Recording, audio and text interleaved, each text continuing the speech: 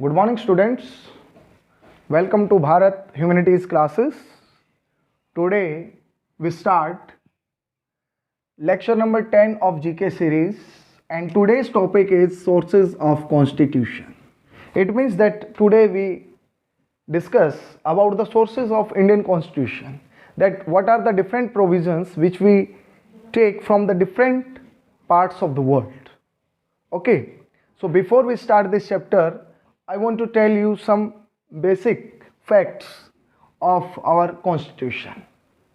देखिए, हमारे देश का जो संविधान है वो विश्व का सबसे बड़ा लिखित संविधान है। ये जो इंडियन कॉन्स्टिट्यूशन है वर्ल्ड्स लार्जेस्ट रिटन कॉन्स्टिट्यूशन है, वर्ल्ड्स लार्जेस्ट रिटन कॉन्स्टिट्यूशन। ठीक है, मैं 5-7 बेसिक बातें बता के फिर हम क्वेश्चन आंसर करने वाले हैं। ठीक है, सेकंड, इसको किसने बनाया? इसको बनाया कॉन्स्टिट्यूएंट असेंबली ने। किसने बनाया? Constituent assembly.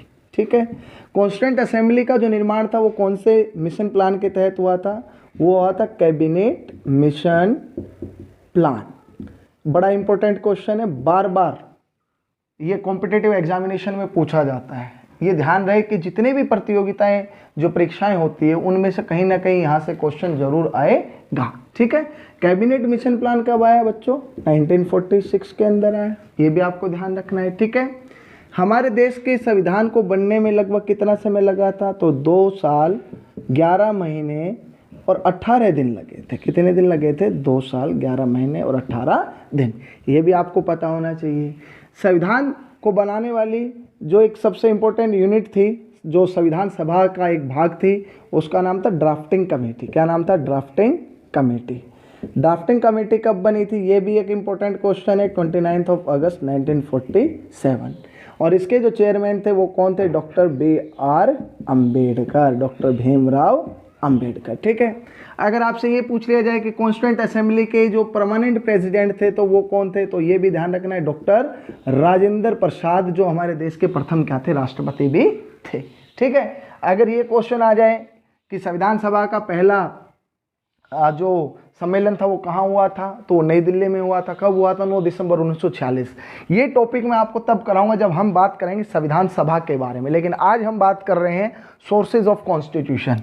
Finally Indian constitution was adopted on 26 November 1949 and finally it was implemented on 26 Jan 1950। ये कुछ बेसिक फैक्ट्स थे related to our Indian constitution. अब मैं बात करूंगा एक एक करके उन क्वेश्चंस की जो आपके किसी न किसी कॉम्पिटिटिव एग्जामिनेशन में पूछे गए हैं। क्वेश्चन चाहे 20 हो चाहे 30 हो, लेकिन उन क्वेश्चंस को एक्सप्लेनेशन के साथ मैं अभी आपके साथ क्या करने वाला हूं? डिस्कस करने वाला हूं। तो सबसे पहला क्वेश्चन है, क्वेश्चन नंबर 1 की अगर हम बात करें कि भारत के संविधान में जो पार्लियामेंट्री सिस्टम ऑफ गवर्नमेंट है, पार्लियामेंट्री सिस्टम ऑफ गवर्नमेंट, ठीक है, हिंदी में इसको क्या कहते हैं? संसदीय सरकार। संसदीय सरकार। तो फर्स्ट क्वेश्चन, इसको डिटेल में हम समझते हैं। ठीक है, कि इंडियन कॉन्स्टिट्यूशन के अंदर जो पार्लियामेंट्री सिस्टम ऑफ गवर्नमेंट है वो हमने कहाँ से लिया है? तो देखिए, इसका आंसर मैं आपको बता देता हूँ। इसका आंसर है यूनाइटेड किंगडम। जो ब्रिटिश कॉन्स्टिट्यूशन है वहाँ से हमने पार्लियामेंट्री सिस्टम ऑफ गवर्नमेंट को क्या किया है? अडॉप्ट किया है। अब यहाँ पर ये ध्यान देने वाली बात है कि आपसे पूछ ले पार्लियामेंट्री सिस्टम ऑफ गवर्नमेंट क्या होता है, तो इसके अंदर आपको ये बताना है कि इसके अंदर जो रियल हेड ऑफ गवर्नमेंट होता है, सरकार का जो मुखिया होता है, वो तो होता है प्राइम मिनिस्टर, और जो कॉन्स्टिट्यूशनल हेड होता है, कॉन्स्टिट्यूशनल हेड ऑफ नेशन, वो कौन होता है? प्रेसिडेंट। कौन होता है? प्रेसिडेंट। एक एक टॉपिक को क्लियर करेंगे। ठीक है, तो यहाँ पर जो हमारे देश का राष्ट्रपति है वो किसकी तरह काम करता है? वो क्वीन ऑफ इंग्लैंड के जैसे क्या करता है? काम करता है। इसलिए प्रेसिडेंट के पोस्ट के आगे क्या लगता है? सी लगता है। फर्स्ट क्वेश्चन क्लियर हो जाना चाहिए कि पार्लियामेंट्री सिस्टम ऑफ गवर्नमेंट हमने कहाँ से लिया है? पार्लियामेंट्री सिस्टम ऑफ गवर्नमेंट हमने लिया है यूके से। सेकंड क्वेश्चन जो है आपका वो क्या है कि आपके जो directive principles of state policy. Next question, next जो सोर्स है वो किसके बारे में है? Directive principles of state policy. Hindi में कहते हैं राज्य के नीति निर्देशक सिद्धांत। राज्य के नीति निर्देशक सिद्धांत हमने किस देश के संविधान से लिए हैं? तो इसका आंसर होगा Ireland. Irish constitution, Irish constitution से हमने directive principles of state policy लिए हुए हैं। अब इनसे रिलेटेड एक दो क्वेश्चन मैं भी आपको बता देता हूं कि राज्य के नीति निर्देशक सिद्धांत भारत संविधान के कौन से पार्ट के अंदर दिए हुए हैं? तो पार्ट 4 के अंदर है, ये भी ध्यान रखना है। कौन से आर्टिकल से कौन से आर्टिकल दिए हुए हैं? तो ये भी आपको याद रखना है कि ये 36 से और 51 आर्टिकल तक क्या है, इनको मेंशन किया गया है। ये आपका कौन सा क्वेश्चन था? Second question. और सेकंड क्वेश्चन के जो और दूसरे क्वेश्चन आंसर है वो भी है मैंने आपके साथ क्या किए, डिस्कस किए। नेक्स्ट क्वेश्चन है वो है आपका किससे रिलेटेड? वो है आपका फेडरल सिस्टम। थर्ड क्वेश्चन है कि इंडियन कॉन्स्टिट्यूशन के अंदर जो फेडरल सिस्टम है, फेडरल सिस्टम ऑफ गवर्नमेंट, इसको हिंदी में कहते हैं संघीय संघवाद या संघीय सरकार, संघीय शासन व्यवस्था। ध्यान से सुनिए कहाँ से ली गई है? तो इसका आंसर होगा कनाडा। क्या होगा? कनाडा। और ये ध्यान रहे कि हमारे देश के अंदर जो संघीय शासन व्यवस्था है वो सेंट्रीफ्यूगल है। सेंट्रीफ्यूगल इट मीन्स कि central government is more powerful than the states government. ये आपको ध्यान रखना है। संघवाद को समझिए, संघवाद होता क्या है? सिंपल सी बात है, डिवीजन ऑफ पावर्स, शक्तियों का विभाजन between the central government and various constituent units. हमारे देश की जो दूसरी संवैधानिक इकाइयां हैं उनके बीच और सेंट्रल गवर्नमेंट के बीच शक्तियों का जो विभाजन है वो कौन सा है? वो हमारा फेडरल सिस्टम ऑफ क्या होता है? गवर्नमेंट होता है। तो फेडरलिज्म हमने कहां से लिया है? फेडरलिज्म हमने लिया है कनाडा से। एक क्वेश्चन और, कहीं पर भी भारतीय संविधान में फेडरलिज्म शब्द का यूज नहीं किया है, ध्यान रखना है। आर्टिकल 1 के अंदर इंडिया को क्या कहा गया है? Union of states. क्या कहा गया है बच्चों? Union of states. कहीं पर भी हमने फेडरलिज्म वर्ड का क्या नहीं किया है? यूज नहीं किया है। ये क्वेश्चन नंबर आपका कौन सा है? Third. Next question is related with fundamental rights. जो नेक्स्ट सोर्सेज है वो आपका किससे रिलेटेड है? तो क्वेश्चन नंबर 4 है आपका फंडामेंटल राइट्स, जिसको हिंदी में क्या कहा जाता है? मौलिक अधिकार। क्या कहा जाता है? मौलिक अधिकार। ठीक है। तो जो भी बच्चे कंपटीशन की तैयारी कर रहे हैं उनको हर टॉपिक पे सेपरेट वीडियो मिलती रहेगी, लेकिन थोड़ा सा बेसिक मैं आपको करा रहा हूं। और बेसिक में क्या है कि जो भी आंसर गिवन है उनके बेसिक्स मैं भी आपको करा रहा हूं। ठीक है। तो इसका आंसर होगा कि हमने फंडामेंटल राइट्स कहां से लिए? United states of America. ठीक है। अब यहां से 5-7 क्वेश्चन बनते हैं भाई। यूनाइटेड स्टेट्स ऑफ अमेरिका में उस चैप्टर को क्या कहा जाता है? बिल ऑफ राइट्स कहा जाता है। क्या कहा जाता है? Bill of rights. दुनिया का सबसे पहले संविधान भी किस देश का बना था? यूनाइटेड स्टेट्स ऑफ अमेरिका का, जिसका जो फ्रीडम स्ट्रगल था 1776 4 जुलाई। और ये जो देश था वो किसके अधीन था? वो था यूनाइटेड किंगडम। और इसकी जो मदद की थी वो किसने की थी? ये भी ध्यान रखना है बच्चों, फ्रांस ने की थी। किसने की थी? फ्रांस ने। ठीक है। 1787 में अपना कॉन्स्टिट्यूशन क्या कर लेता? तैयार कर लेता है। और जब हम मौलिक अधिकारों की बात करते हैं हमारे देश के संविधान के अंदर, तो वो सारे के सारे हमने कहाँ से लिए हैं बच्चों? वो यूनाइटेड स्टेट्स ऑफ अमेरिका से लिए हैं। अब थोड़ा बात कर लेते हैं अपने संविधान के अंदर दिए हुए मौलिक अधिकारों के बारे में। मौलिक अधिकार कौन से चैप्टर के अंदर दिए हुए हैं? ये ध्यान रखना है, चैप्टर नंबर 3। कौन से आर्टिकल से हैं? Article 12 to 35। ध्यान से सुनिए। नंबर ऑफ फंडामेंटल राइट्स कितने हैं? नंबर ऑफ फंडामेंटल राइट्स है बच्चों आज 6 हैं। जब देश का संविधान बना उस समय कितने थे? 7। ठीक है। ध्यान से सुनना, क्वेश्चन कहीं से भी पूछे जा सकते हैं और कंपटीशन ऐसे ही नहीं निकलते हैं, कहते बहुत आसान है। ठीक है, अच्छी बात है, आसान उसको लगता है जो पढ़ता है। ठीक है। अब कौन से फंडामेंटल राइट्स को निकाला गया? वो था राइट टू प्रॉपर्टी। ठीक है। राइट टू प्रॉपर्टी को कब निकाला गया बच्चों? 1978 के अंदर। ठीक है। ये 1978 में एक अमेंडमेंट हुआ था, 44th अमेंडमेंट। उसके द्वारा क्या किया गया था? राइट टू प्रॉपर्टी को रिमूव किया गया था। एक क्वेश्चन यहाँ से इंपॉर्टेंट बनता है। एक क्वेश्चन ये है कि राइट टू प्रॉपर्टी आज क्या है, तो बच्चों ये है लीगल राइट। आपके फादर अगर कोई जमीन, कोई प्लॉट, अगर कोई घर खरीदते तो उसकी क्या होती है, रजिस्ट्री होती है। तो वो आपका आज क्या है, लीगल राइट है। और ये लीगल राइट अब किसके अंडर में है, अंडर आर्टिकल 300A। और ये जो फंडामेंटल राइट्स हमने कहाँ से लिए हैं, ये हमने लिए हैं अपने कहाँ से, ये हमने लिया यूनाइटेड स्टेट्स ऑफ अमेरिका से। तो ये कुछ questions related to fundamental rights. एक एक पॉइंट कि फंडामेंटल राइट्स कौन से चैप्टर में, chapter number 3 of Indian constitution. कौन से आर्टिकल से हैं, 12 से 35।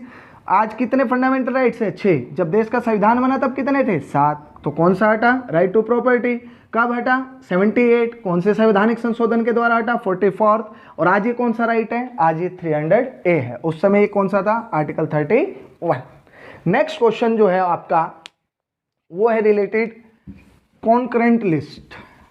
नेक्स्ट क्वेश्चन नंबर 5 जो है वो आपका किससे रिलेटेड है, concurrent list. Next question, question number 5, concurrent list. ये प्रोविजन हमने कहां से लिया है, जिसको हम हिंदी में कहते हैं समवर्ती सूची। ठीक है, समवर्ती सूची का जो कॉन्सेप्ट है वो हमने कहां से लिया है, देखिए इसका आंसर होगा ऑस्ट्रेलिया। क्या होगा बच्चों, ऑस्ट्रेलिया, जो खुद में एक कॉन्टिनेंट भी है, एक कंट्री भी है। ठीक है, जो समवर्ती सूची है वो हमने किस देश के संविधान से ली है, समवर्ती सूची जो है वो हमने ऑस्ट्रेलिया के संविधान से ली है। ठीक है, अब बात करते हैं कि कॉन्करेंट लिस्ट क्या है। ठीक है, देखो मैं आज आपके साथ डिस्कस करूंगा vertical form of power sharing. Vertical form of power sharing. इस फॉर्म ऑफ पावर शेयरिंग में जो पावर का डिवीजन होता है बेसिकली सेंट्रल गवर्नमेंट और स्टेट गवर्नमेंट के बीच में होता है।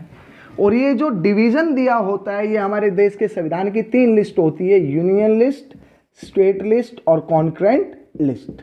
3 लिस्ट है। ठीक है, आज इनमें कितने नंबर ऑफ सब्जेक्ट्स है ये भी काफ़ी बार पूछा जाता है भाई। 100 है, इसमें 61 है और इसमें कितने 52। ठीक है, एक और होती है रेजिड्यूरी पावर्स। वो जब क्वेश्चन आएगा तब मैं आपसे बात करूंगा। रेजिड्यूरी पावर्स की बात अभी मैं नहीं करूंगा। रेजिड्यूरी पावर्स की बात मैं आपके साथ तब करूंगा जब इससे रिलेटेड क्वेश्चन आएगा। अभी हम बात कर रहे थे किसके बारे में, कॉन्करेंट लिस्ट के बारे में। ठीक है, अब थोड़ा सा मैं बता देता हूं कि जो यूनियन लिस्ट है इसके अंदर जो नेशनल इंपॉर्टेंस वाले सब्जेक्ट्स हैं वो शामिल हैं। जैसे आपका डाक, संचार, पोस्ट ऑफिस हो गया है, आपकी करेंसी हो गई, डिफेंस हो गया, ये सारे आपके यूनियन लिस्ट में, बैंकिंग सिस्टम, कम्युनिकेशन सिस्टम। ठीक है, और इन सभी सब्जेक्ट्स के ऊपर केवल जो सरकार कानून बना सकती है वो कौन सी है, सेंट्रल गवर्नमेंट। दूसरा स्टेट लिस्ट, इसमें स्टेट जो इंपॉर्टेंस वाले सब्जेक्ट है, एग्रीकल्चर हो गया, प्रिजन हो गया, पुलिस हो गया, वो, और इन पर स्टेट गवर्नमेंट क्या कर सकती है, कानून बनाती है। थर्ड आता है कॉन्करेंट लिस्ट, जिसके बारे में अभी हम बात कर रहे हैं।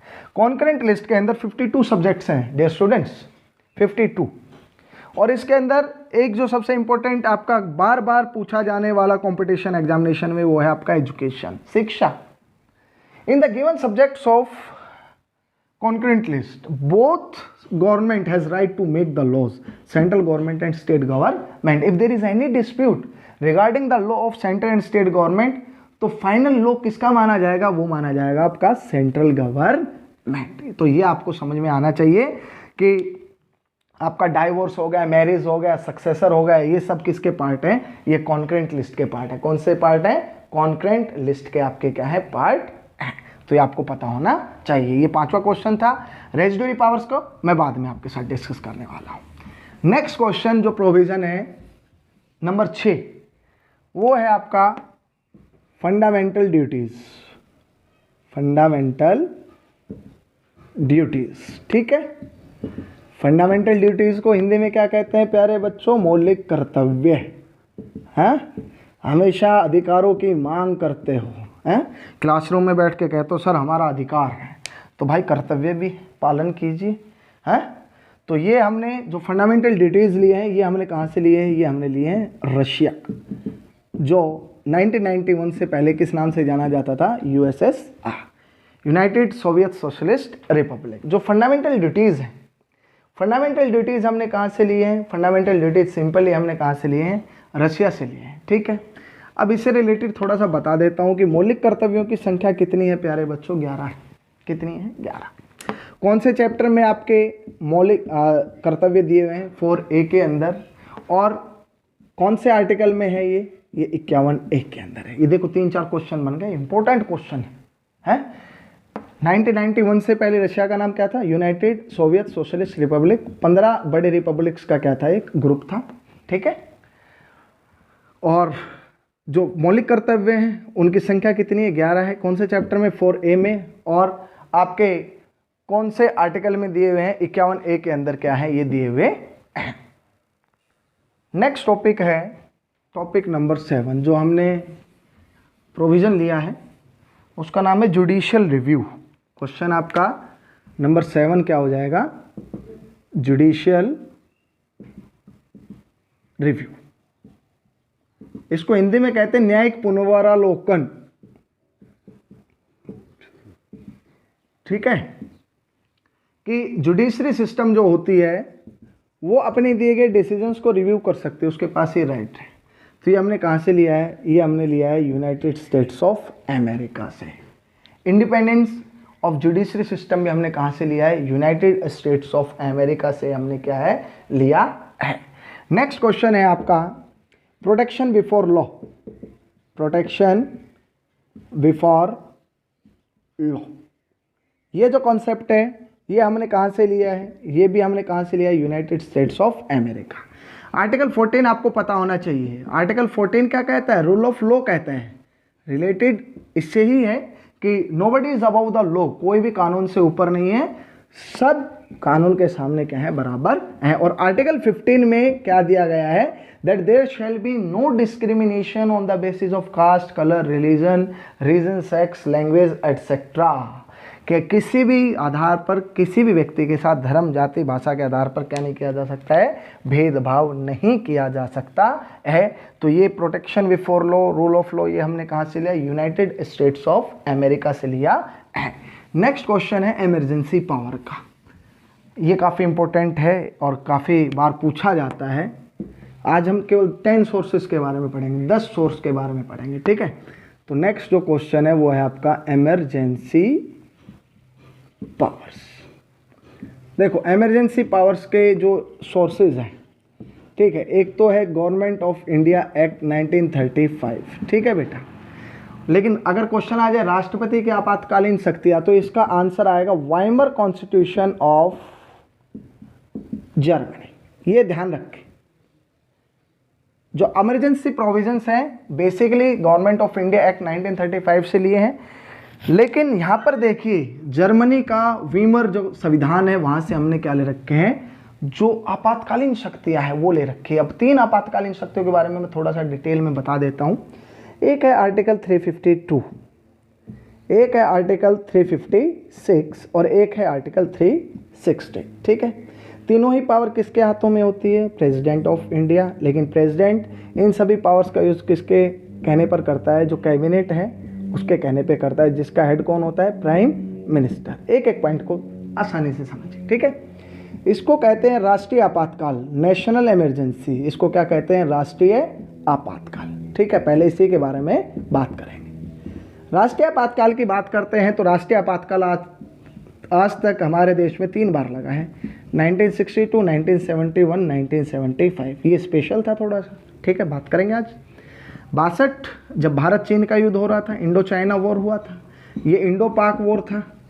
इस समय परिस्थिति थोड़ी सी ऐसी हो गई थी कि एक तरफ तो यूएसए आ गया था, चाइना आ गया था, पाकिस्तान, दूसरी तरफ भारत अकेला था, इंडिया अकेला था। तब इंडिया ने, यहाँ पर एक इंपॉर्टेंट क्वेश्चन बनता है कि 1971 में रशिया के साथ जो उस समय क्या था? यूएसएसआर था, उस समय 20 ईयर्स की फ्रेंडशिप ट्रीटी की थी। ये ध्यान रखना, 1971 में जब बांग्लादेश को इंडिपेंडेंट कराया था इंडिया ने, उस समय भी देश के अंदर क्या लगा था? नेशनल इमरजेंसी लगा था। और उस समय एक्सटर्नल रीजन, 62 वाला भी एक्सटर्नल रीजन और 71 वाला भी किस कारण से लगा था? एक्सटर्नल रीजन के कारण से लगा था। 25 जून 1975 it was the first time internal disturbances, आंतरिक गड़बड़ी, एक शब्द दे रखा है हिंदुस्तान के संविधान में। देश के संविधान में एक शब्द है आंतरिक गड़बड़ी। पहली बार देश के इतिहास के अंदर 25 जून 1975 को देश के अंदर आपातकाल लगा, आंतरिक गड़बड़ी का हवाला देकर। किसने लगाया? श्रीमती इंदिरा गांधी ने, अकेली महिला प्रधानमंत्री जो अभी तक बनी, आयरन लेडी बोला जाता है। बांग्लादेश को आज़ाद कराने वाली महिला जिसको वर्ल्ड के अंदर सम्मान की दृष्टि से देखा गया, उन्होंने 25 जून 1975 को क्या किया? नेशनल इमरजेंसी डिक्लेयर कर दी। और 25 जून 1975 को जिस समय ये इमरजेंसी डिक्लेयर की, उस समय देश के राष्ट्रपति कौन थे? तो ध्यान रखना, फखरुद्दीन अली अहमद। कौन थे?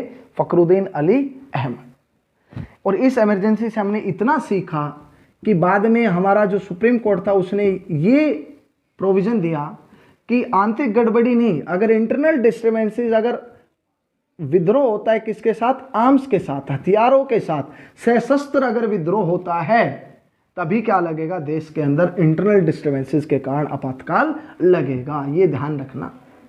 ये सुप्रीम कोर्ट ने कहा था कि भैया आंतरिक गड़बड़ी का हवाला देकर तो कभी भी इमरजेंसी लगाई जा सकती है, लेकिन आंतरिक गड़बड़ी अगर सशस्त्र विद्रोह के साथ हो तो देश के अंदर क्या लगाया जा सकता है? आपातकाल लगाया जा सकता है। और अभी तक देश के अंदर 3 बार ये इमरजेंसी लगी है।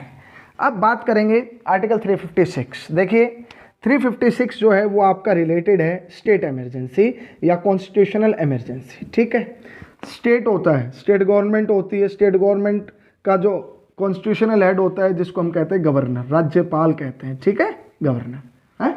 गवर्नर एजेंट के रूप में काम करता है सेंट्रल गवर्नमेंट का, अपॉइंटेड बाय द किसके द्वारा होता है? प्रेसिडेंट। ये भी ध्यान रखना, इसकी नियुक्ति होती है राष्ट्रपति, लेकिन ये एजेंट किसका होता है? केंद्र सरकार का होता है। ये भी ध्यान रखना। ठीक है, मान लेते कोई state government as per the laws और द नॉर्म्स ऑफ कॉन्स्टिट्यूशन काम नहीं कर रही है, तो देश के अंदर उस राज्य के अंदर आर्टिकल 356 का यूज करके वहां पर कौन सा रूल लगाया जा सकता है? प्रेसिडेंट रूल लगाया जा सकता है।